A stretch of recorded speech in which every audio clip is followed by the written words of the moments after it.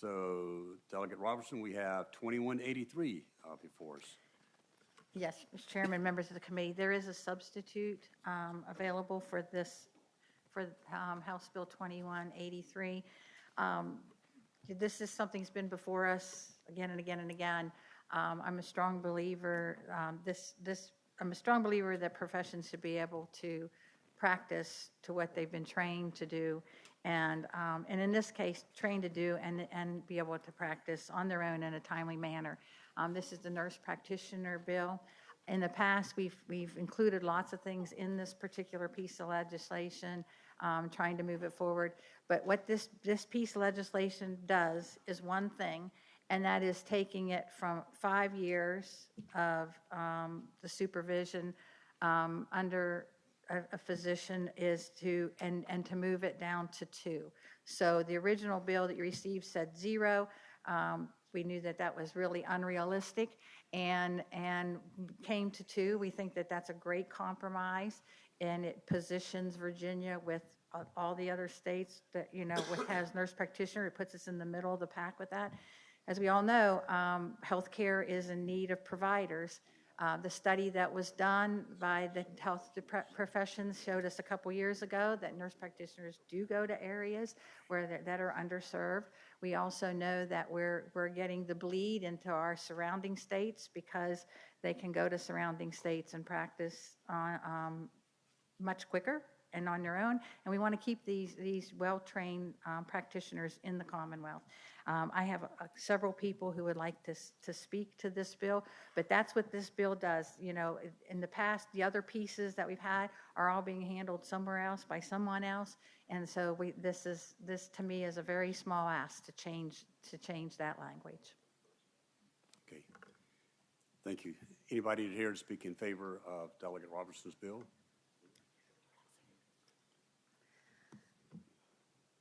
Good morning, Mr. Chairman and members of the subcommittee. My name is Alicia Pack. I am a doctor of nursing practice, family nurse practitioner of 15 years, graduate educator, and president-elect for the Virginia Council of Nurse Practitioners.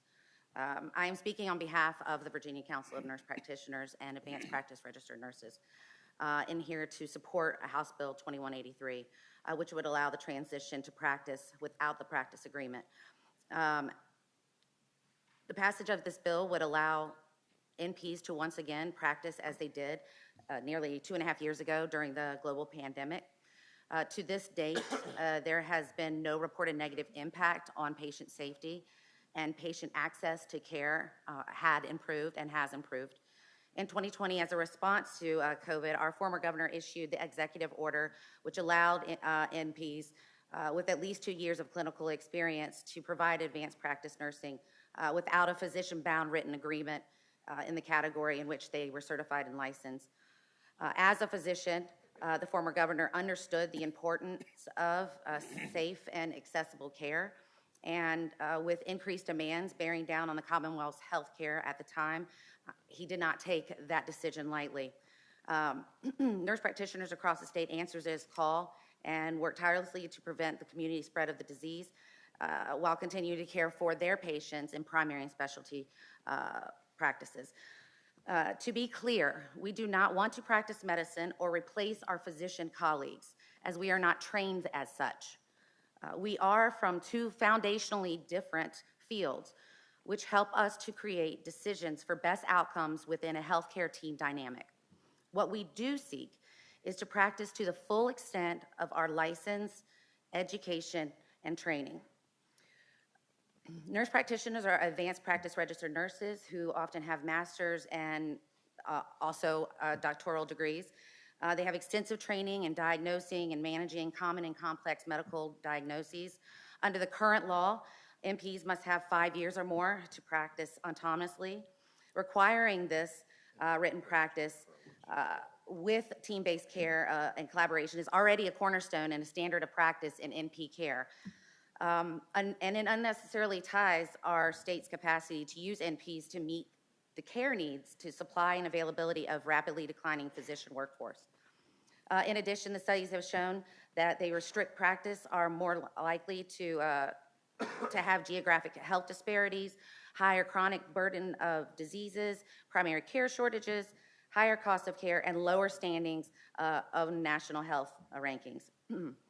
Now is the time to provide certainty and commitment to increasing mental and physical healthcare access to the citizens of the Commonwealth. I ask you to support the passing of House Bill 2183, and thank you all for your commitment and service to improving the health, welfare, and institutes of the Old Dominion. Thanks. Thank you. Mr. Chairman. Question of the presenter, ma'am, if you could remain a second. Thank you for all you do. Let me begin, but Yes, sir. given Governor Northam's executive action, can you tell us how many nurse practitioners transitioned because of the 2-year change, or no? I don't think that, to my recollection, that was not necessarily counted, but I will tell you that since 2021, we have increased by more than 1,000 of people that applied for practice. So I don't know the exact answer, but there was an increase, and I don't know if that was, documented or researched. Thank you. You're welcome. Any other Okay. questions? No. Okay, thank you. Next presenter. Step forward, please. Thank you, committee members. Thank you, Delegate Robertson. I'm Shelley Smith, and I've been a licensed nurse practitioner in the Commonwealth for the last 20 years. I've been a faculty member at a university here, educating advanced practice nurses for greater than 10 years. Virginia ranks 39th in access to mental health services and continues to struggle with primary care access. We are in a workforce retention crisis. Yet, despite that, our state continues to decrease entry into the workforce by placing arbitrary constraints on NP licensing. We continue to be an outlier. We are one of 2 states in the union that have a joint board governance over the regulation of advanced nursing practice. We have the longest transitional period in the United States. In fact, many states do not require any transitional period, as full practice authority is endorsed by many national leaders, including the Federal Trade Commission, the National Governors Association, the National Academy of Medicine. Our highly qualified NPs can leave Virginia to go to bordering states such as Maryland, where they can practice more expeditiously and with less red tape. This bill does not change nurse practitioners' scope of practice, but rather helps to modernize our outdated regulations to get us just a little bit closer to the national standard. I hope you will put the turf wars associated with this kind of thing aside and support this bill to help give Virginians the access to care that they need. Numerous studies, including our own state data, tells us that nurse practitioners are the most likely providers of care to vulnerable populations. So supporting this bill helps bolster their workforce in an efficient manner to improve health equity. Thank you. Thank you very much. Next, if we could bear in mind the time factor, if you could keep your comments to about 2 minutes or less, that would help us to move through so that everybody gets a chance to hear. Mr. Chairman. Yes, sir. Americans for Prosperity, Ben Knotts, we support the bill. Morning, Chairman Walker, members of the committee. My name is James Williams. I'm Deputy Secretary of Health and Human Resources. I'm here to testify on this bill on behalf of the Governor's Office. He strongly supports this bill. The reason being, our behavioral health system in particular is under enormous pressure. We have vacancy rates in some of our facilities in the neighborhood of 25%. We have some CSBs that haven't had full hours because they don't have the type of psychiatric staff who actually can fully staff the facilities, including the Highland CSB that just recently opened a crisis receiving center. So I would just highlight that our behavioral health system needs more staff. We are also putting in $5 million into the budget for loan repayment just for psychiatric nurse practitioners because we need so many more of them in Virginia. So I would just also highlight, I think that about 20 states don't require any transition time. And so, we would really ask that this committee consider this bill to help our behavioral health system so that we can staff and get the people the care that they need right now. Thank you. Thank you. Next. Good morning. I'm Ashley Apple. I'm a family nurse practitioner. I have a doctorate in my field. I'm a nurse educator. I'm the Commissioner on Government Relations for the Virginia Nurses Association. We represent the interests of over 119,000 registered nurses in the Commonwealth. The quality and safety of NP practice has been demonstrated by an overwhelming volume of empirical data that literally spans decades. So I'd instead like you to consider now what a collaborative practice agreement actually does. In Virginia, a physician can collaborate with 6 to up to 10 nurse practitioners, perform as little as 1 medical record review per year, is not required to be on the premises where care is being delivered, can charge any amount of money they wish to enter into the practice agreement.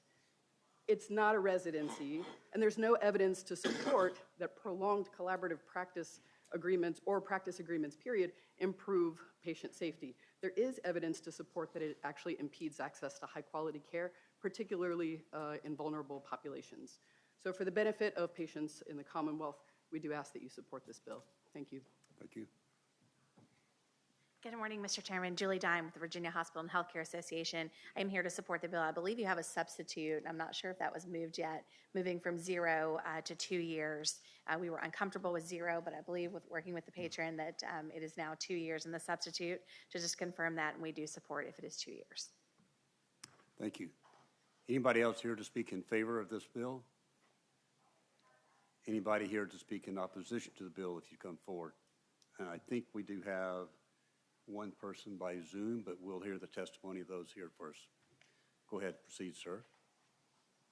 Good morning, Chairman and members of the committee. My name is Jesus Lizar Saburu.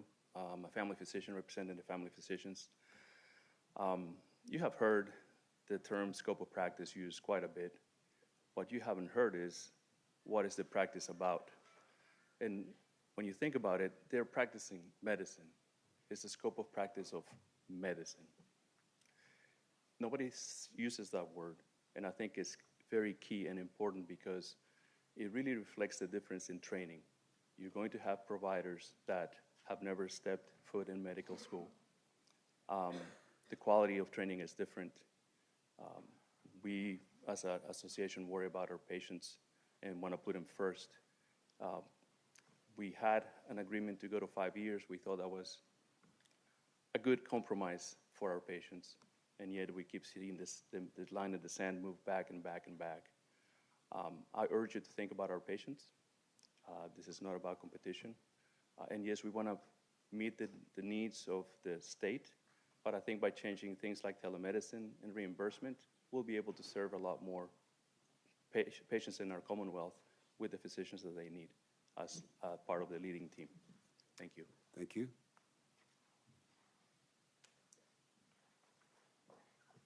Good morning.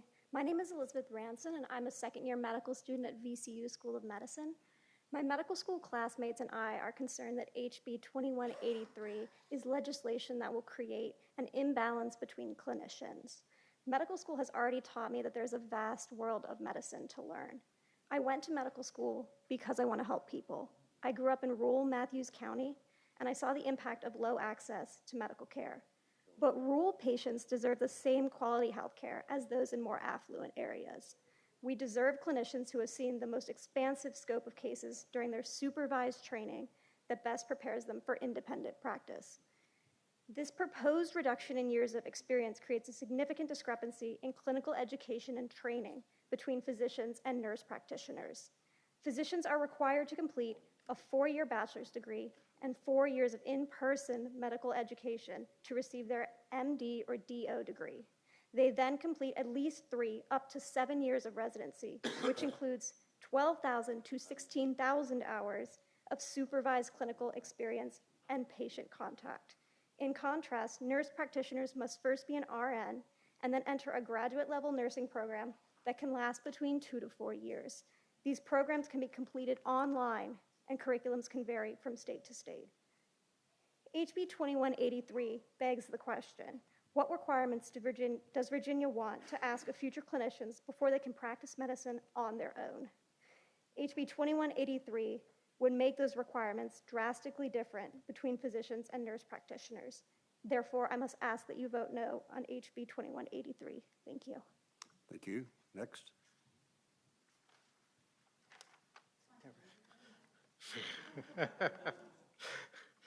I got this.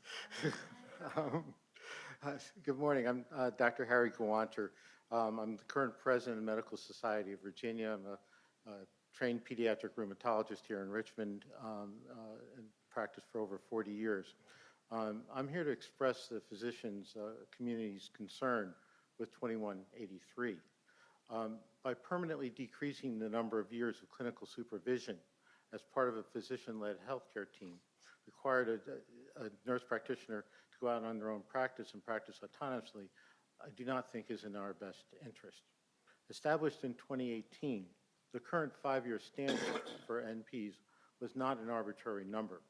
The number was an agreement between the MSV and the nursing associations, because 5 years is the equivalent of the years of clinical training for MDs and DOs to perform through their residency after attending medical school. The idea was that we would standardize the practice of practicing medicine on your own in Virginia, and it should apply the same to all healthcare provisions. I think one of the things that is most important in all this is you cannot teach experience. There are things that you don't know when you come out of school, and you need to learn that and be supervised to limit your errors, quite frankly, and we know that those occur. I trained in Rochester, New York. This was the home of the training for nurse practitioners throughout the country, one of the initial programs. I've worked with them my entire career. And ones that come out of school, just like doctors who come right out of school, are not ready to practice autonomously. It applies equally to both physicians and nurse practitioners. So I think that we need more nurse practitioners. We need more PAs. We need more pharmacists. We need more nurses, dentists, and doctors. This bill does not bring or create new providers. It just changes the rules for different clinicians who may solely be responsible for health care. As Ms. Ranson said, those in rural areas who are trying to increase access deserve the most experienced clinicians, not the least experienced, because they are facing the biggest challenges when they practice on their own. So we deeply respect our nurse practitioner colleagues, and we value their work for our patients. But with this in mind, we ask you to oppose House Bill 2183. And I'm happy to answer any questions. Thank you. Okay, if not, I think we have some by Zoom. If that could be opened up, is it Dr. Caroline Cox? Dr. Cox? Hi, I'm Dr. Cox, speaking for the Virginia College of Emergency Physicians. I'm from Roanoke, Virginia, which is in the underserved Southwest Virginia. And our healthcare system is overwhelmed.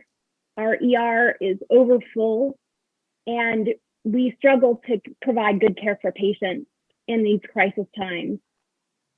Adding nurse practitioners with no experience will make the problem worse. There's a recent study released from the Veterans Health Administration studying 1 million veterans who nurse practitioners have independent practice authority. And they found that when those patients come to the ER, if they're seen by a nurse practitioner, their length of stay is 11% longer. Their costs are 7% higher, and they have a 20% increase in readmissions to the hospital. This is because when it comes to emergency care and the care keeping patients out of our overwhelmed hospitals, experience matters. Emergency physicians have over 10,000 hours taking care of patients before they do it independently. Nurse practitioner school may only require 500 hours of shadowing before they can then go out on their own, and that's not enough. Medical students in their 4th year have over 2,000 hours of clinical experience, but they're not allowed to practice independently until they've completed a residency, which is 8,000 to 12,000 hours more. Experience matters when your loved ones are sickest, and when our hospitals are overwhelmed. We need experienced people taking care of those patients. I am very proud in my career as an educator of both residents, nurse practitioners, and PAs to have taught them all and worked closely with them all. And they're all outstanding clinicians who have important roles in our medical system. But right now, sending untrained nurse practitioners out to practice independently is adding fuel to the fire in our melting down healthcare system. We stand against this bill. Thank you, Dr. Cox. Is there anybody else by Zoom? Madam Clerk? Okay. Delegate Robinson? Well, Mr. Chairman, Oh, I'm sorry, is there any questions? if I may, so we have things in the proper posture, I move the adoption of the substitute. Okay. So moved and second. You may proceed. Thank you. Do we have copies of the substitute yet? Okay. So, Delegate Robinson? so you've heard testimony from a lot of different places. In the last testimony that stated how patients were going to be harmed in the hospital, but yeah, you heard the Hospital Association stand up and said they support this bill.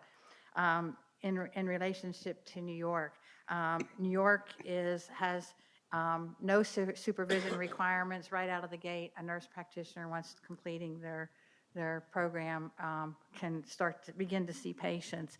So times have changed. People, states are realizing that care is, and their training is what it should be. Nurse practitioners, their training is direct practice. Shadowing is forbidden by the Board of Nursing in the Commonwealth. So they are well-trained individuals. They have been trained. They have studied. They're 2 years. They're going to be working in collaboration with the physicians through their training. Let's allow professions to do what they're trained to do. These are well-trained, well-educated people. For rural areas, I know during the pandemic, there was a clinic out in New Kent that was you only had a nurse practitioner on site the entire time, pretty much that they were open for hours. These people are quite capable of doing their job, and these doctors of nursing deserve our consideration and let them get out to the public. You heard the statements about behavioral health we know that that's a huge area. We're passing legislation to improve care in the behavioral health realm. And I think the study showed from 2021, that ended in 2021, that 14%, I think it was, somewhere between 11 and 14%, sorry if I don't have my number right in front of me, their specialty is behavioral health that are coming out. So I think we can really fill some gaps by allowing this to happen sooner. I also have heard the statistics that somewhere be only 2 to 3% of nurse practitioners left their current working environments once they were able to practice autonomously. It's a very small number that chose to go out and open a practice on their own. They're still working in hospitals, in doctors' offices, in that direct collaborative patient team care environment. So I would hope that the subcommittee here would entertain passing this bill forward. Excuse me. Our slip of the tongue. Whoops. All right. Yeah. So I hope we can report this out. Thank you, Delegate Robinson. Mr. Chairman? Mr. Chair. Oh, go ahead. Oh, I'm sorry. Who was? Mr. Chair, I would like to speak to the bill, and I have a motion at the appropriate time. Proceed. Thank you. Mr. Chair, I think that Delegate Robinson has put forward a substitute lowering the requirement from 5 years to 2 years. I think that is very reasonable. Particularly, we just went through the pandemic where the requirement was at 2 years, and we have not seen or heard through news or through other reports of a reduction in the quality of care provided by nurse practitioners with the 2-year experience.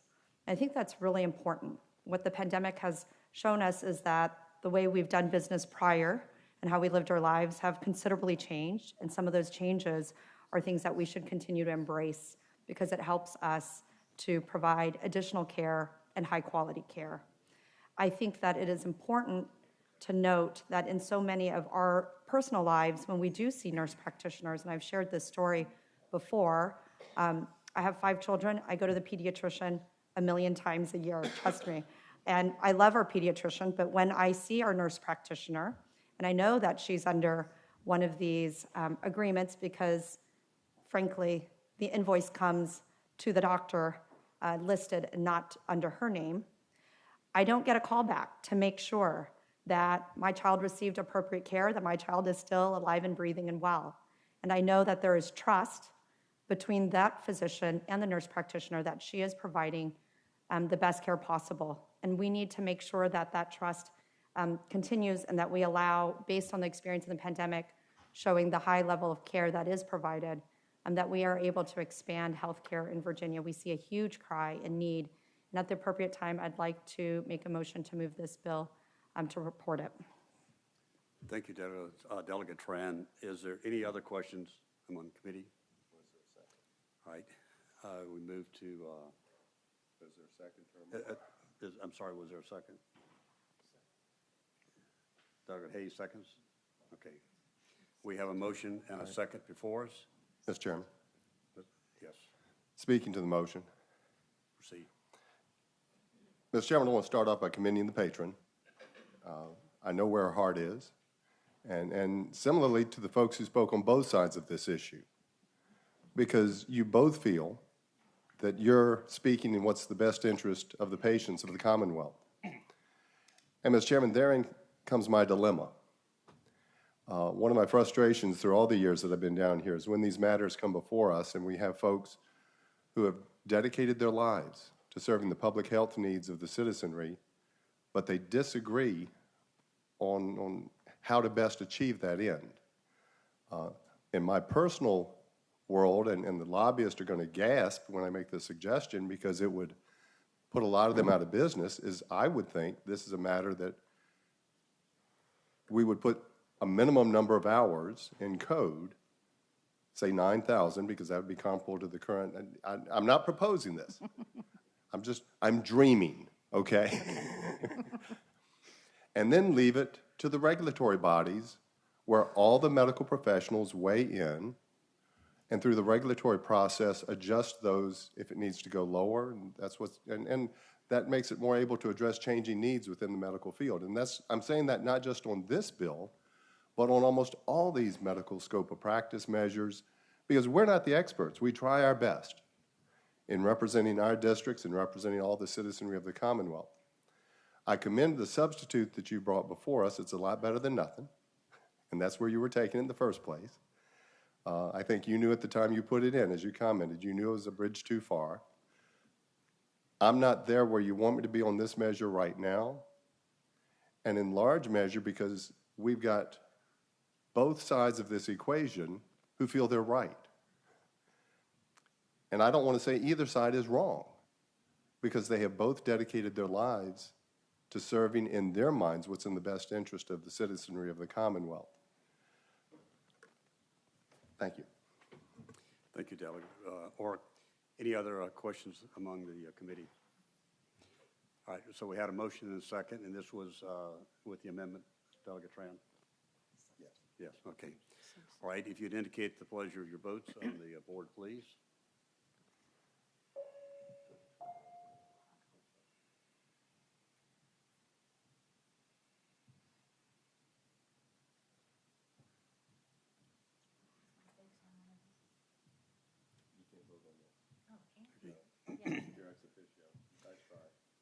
So the bill before us fails on a vote of 2 favor, 3 against.